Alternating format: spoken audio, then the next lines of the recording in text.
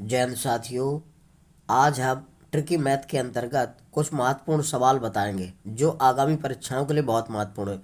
दोस्तों, आप सुबह मॉर्निंग में फ्रेश होने के बाद अपना टारगेट फिक्स करिए और सारा दिन उस चीज़ को पढ़ने में फोकस करिए। मतलब टारगेट का मतलब ये तय करना है कि आज हमें इतना तैयार करना है, तो उसमें पूरा दिन फोकस करिए और शाम तक पूरा आपको कंप्लीट करना है। ऐसा अगर आप डेली करते हैं तो आपकी बहुत अच्छी तैयारी हो जाएगी। ठीक है दोस्तों, इसीलिए कहते हैं हम कर दिखाओ कुछ ऐसा जो सब करना चाहे आप जैसा। अब देखिएगा, पहला सवाल क्या है। कह रहा है दो संख्याओं का योग 12 है तथा गुणनफल 35 है, तो उनके व्युत्क्रमों का योग क्या है। तो दोस्तों, जब भी दो संख्याओं का योग दिया हो और उनका गुणनफल दिया हो और उनके व्युत्क्रमों का योग पूछे तो ध्यान रखिएगा। मान लीजिए ए और बी दो संख्याएं, ठीक है, तो इनका योग हो जाएगा ए प्लस बी। ठीक है, और इनका गुणनफल ए इंटू बी हो जाएगा। अब इनके व्युत्क्रमों का योग क्या होता है, तो 1/a+1/b, इसका मान पूछ रहा है दोस्तों, ध्यान रखिएगा। तो देखिए शॉर्ट ट्रिक, देखिए आपको ये सब कुछ नहीं मानना। ज, जब योग दिया हो और गुणनफल दिया हो तो अब व्युत्क्रमों का योग पूछे तो सीधा जो योग दिया योग में गुणनफल का भाग कर दो, वही आंसर हो जाता है, ध्यान रखना। तो ये आ जाएगा 12/35। 12 दिया योगफल और 35 दिया गुणनफल, भाग कर दिया। अगर कट रहा है तो काट दो, नहीं कट रहा तो वही आंसर हो जाएगा। ठीक है दोस्तों, तो क्या करना है, जब दो संख्याओं का योग दिया हो और गुणनफल और व्युत्क्रमों का योग पूछे तो योगफल में गुणनफल का भाग कर दो, वही उसका आंसर हो जाएगा। यानी कि 12/35 से तीसरा विकल्प सही हो जाएगा। ठीक है, क्योंकि योग दिया 12 और गुणनफल 35। ठीक है दोस्तों,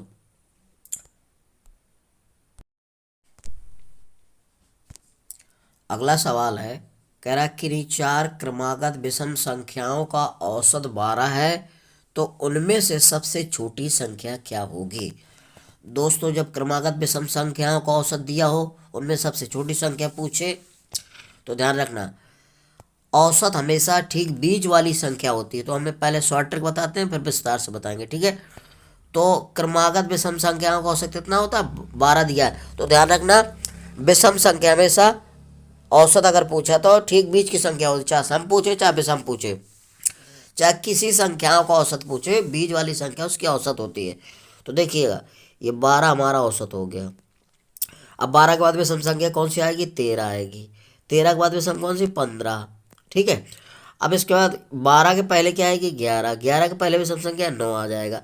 अब देखो दो संख्याएं ये, दो संख्याएं ये, ठीक इसका बीच वाला क्या हो गया, औसत हो गया। तो सबसे छोटी संख्या पूछ रहा, चार लेना क्रमागत, तो पहले 9 आ जाएगी, फिर दूसरी 11, फिर 12, फिर 13, ये चार संख्या हो जाएगी, क्रमागत हो गई विषम संख्या है। अब वो पूछ रहा है कि सबसे छोटी संख्या, तो सबसे छोटी संख्या दोस्तों 9 आ जाएगी। अगर बड़ी पूछता सबसे, तो चौथी संख्या 13 आ जाती। पांचवी पूछता तो 15 हो जाती। ठीक है, नहीं ना करा, तो सबसे छोटी 9 आ जाएगी। अगर सबसे बड़ी पूछता 4 में तो 13 हो जाता। तो ये इसका आंसर कौन सा हो जाएगा, 9, पहला विकल्प सही है। अब दोस्तों इसको मान लीजिए कोई चार क्रमागत विषम संख्या मान लेते हैं। पहले हम मान लेते हैं एक्स, फिर x+2, फिर x+4, फिर x+6। ये क्रमागत चार संख्या हुई, 1 2 3 4। पहले x मान लिया, फिर दो जोड़ देंगे, फिर दो बढ़ा देंगे, फिर ऐसे, तो x, x+2, x+4, x+6। अब इनका औसत कर दो। औसत माने होता है सभी संख्याओं का योग बटे कुल संख्या। तो औसत बराबर सबको जोड़ दो, x+x+2 +x+4 +x+6। ठीक है, बटा दोस्तों क्या करना है, कितनी संख्या हो गई, 1 2 3 4, 4 हो गई। अब क्या करना, औसत कितना दिया, 12 रख दो इधर। अब क्या करना है, एक एक्स एक्स पहले जोड़ लो, संख्या संख्या अलग जोड़ी जाए, ध्यान रखना एक्स एक्स जोड़ो, संख्या अलग जोड़ो। 1x 2x 3x 4x, तो ये आ जाएगा 4x। ठीक है, अब कितना है, दो ये 4 2 6, 6 6 12 हो गया, +12 लिख देंगे ऐसे।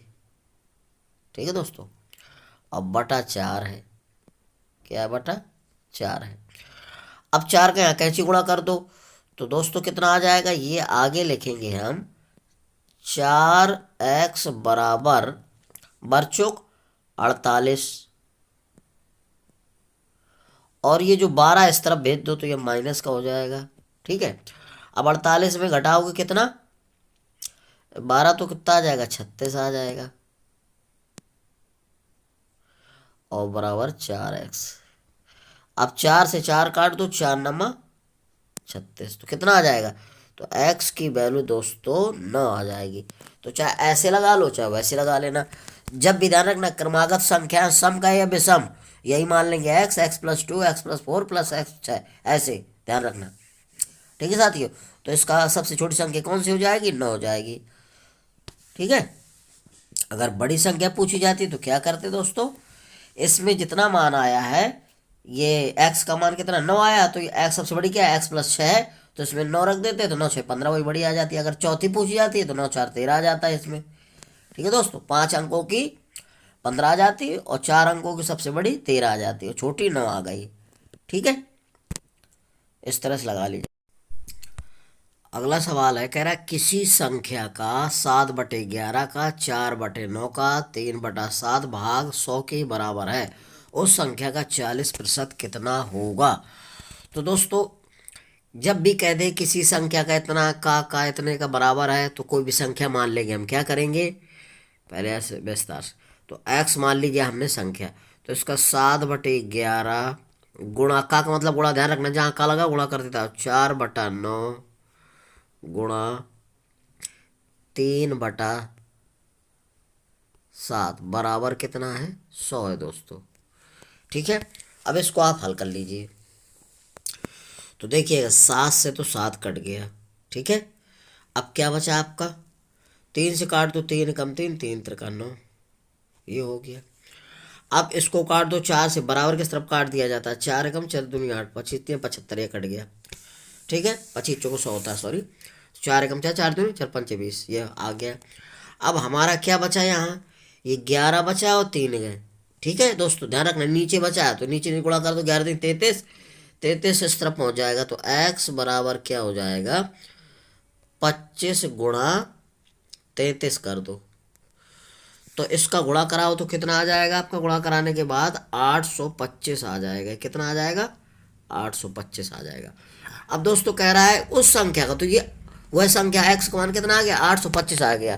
तो 825 का 40% और निकाल लो, तो 825 गुणे का मतलब गुणा 40% निकालना है इसका, 40/100 कर दो, 1 0 से 1 0 कट गया, 2 से काट दो, 2 दूनी 4, 2 पंचे 10, 5 आ गया। अब 5 से इसको काटो, 5 एकम 5 बचा 3, 5 6 30, और पचम क्या हो जाएगा, 5 एकम 5 और 5 6 30 और पचम 25, ये कितना आ जाएगा दोस्तों, 165।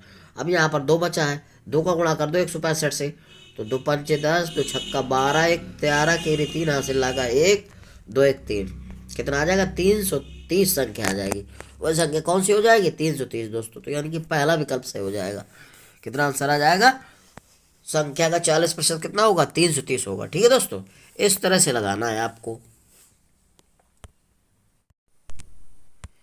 अगला सवाल है, कह रहा प्रथम 20 विषम प्राकृतिक संख्याओं का योग क्या होगा। तो दोस्तों प्रथम 20 प्राकृतिक संख्याओं का योग पूछ रहा है, यानी कि कह रहा है 1 + 2 + 3 plus dot dot dot dot कहाँ तक, 20 तक, इसका योग कह रहा है। यह सीधा कहते हैं प्रथम 20 विषम संख्याओं का योग, या 1 + 2 + 3 प्लस डॉट डॉट ऐसा कहते हैं।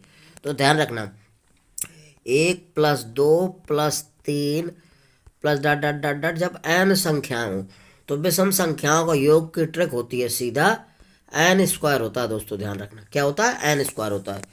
अगर प्रथम 20 प्रथम 10 प्रथम 25 संख्याओं का योग फल पूछे प्राकृतिक संख्याओं का, या प्रथम 20 या 25 या फिर 1 + 2 + 3 प्लस डॉट डॉट 20 या 25 या 30 या 100, या 1 + 2 + 3 डॉट डॉट 50 संख्याओं का योग फल पूछे, तो जो जितनी संख्याएं लास्ट में, ध्यान रख, जैसे 1 + 2 3 डॉट डॉट 20 तक है तो यह n का मान हो गया। जैसे 1 + 2 + 3 प्लस डॉट डॉट कहाँ तक, 50 तक होता, तो n का मान 50 होगा। तो उसका क्या करना है, हमको स्क्वायर कर देना है। तो इसमें n का मान कितना है 20, 20 का स्क्वायर कर दो, या इसका स्क्वायर आंसर आ जाएगा, सॉरी। तो 2 दूना 4 यानी 400 आ जाएगा। तो प्रथम 20 विषम प्राकृतिक संख्याओं का योगफल कितना आ जाएगा 400 आ जाएगा, ध्यान रखना। जब भी प्रथम 20 या 30 या 50 या 100 प्राकृतिक विषम संख्याओं के योगफल पूछे तो उसका सीधा n स्क्वायर कर देना, जितनी n की वैल्यू हो, जितनी संख्याएं दी हो वही उसका स्क्वायर कर देना, वही आंसर हो जाएगा। ठीक है दोस्तों। अगला सवाल है, कह रहा है यदि दो संख्या का योग 3 है तथा उनके वर्गों का योग 12 हो तो उनका गुणनफल क्या होगा। दोस्तों जब दो संख्याओं का योग दिया हो और उनके वर्गों का योग दिया हो और गुणनफल पूछे तो क्या करना है, जो संख्याओं का योग दिया है इसका वर्ग करके वर्गों को योग घटा देंगे और 2 का भाग कर देना, वही आंसर हो जाएगा। मान लो दो संख्याएं ए और बी है, ठीक है, ए और बी हो गई। तो अब हमें क्या कर, इनका योग दिया है ए प्लस बी बराबर दिया है 3, और इनके वर्गों का योग ए स्क्वायर प्लस बी स्क्वायर बराबर दे रखा है कितना 12 दिया है, यानी ए स्क्वायर प्लस बी स्क्वायर का मान कितना दिया है 12 है। तो उनका गुणनफल चाहिए हमें दोस्तों, ए और ए इंटू बी चाहिए। ठीक है, तो ध्यान रखिएगा दोस्तों, ये ट्रिक होती है ए प्लस बी का होल स्क्वायर माइनस ए स्क्वायर प्लस बी स्क्वायर, ऐसे, और बटा होता है 2। तो ध्यान रखना, तो जो योग दिया होता है, ध्यान रखना, जो संख्याओं का योग दिया है उसका वर्ग करेंगे आप ऐसे, और जो वर्गों का योग दिया है ये 12 तो इसको घटा देंगे और 2 का भाग कर देना, यही आंसर हो जाएगा। तो कितना हो जाएगा 3 त्रिका 9 माइनस 12/2। तो 12 में से 9 गया तो कितना आ जाएगा 3 आ जाएगा, माइनस का 3 बचेगा और बटा 2। ठीक है, तो 12 में से 9 गया -3/2 आ जाएगा, यानी कि -3/2 कौन सा विकल्प है, तीसरा विकल्प। ठीक है, -3/2 आंसर आ जाएगा। तो ध्यान रखिए, जब दो संख्याओं का योग दिया हो और उनके वर्गों का योग दिया हो और गुणनफल पूछे तो जो संख्याओं का योग है उसका वर्ग करके वर्गों का योगफल घटा दो और 2 का भाग कर दो, ये उसका आंसर हो जाएगा। ठीक है दोस्तों, ध्यान रखिएगा। दोस्तों यदि मेरा वीडियो आपको अच्छा लग रहा है तो मेरे वीडियो को लाइक और सब्सक्राइब अवश्य करिए। ठीक है दोस्तों, जय हिंद।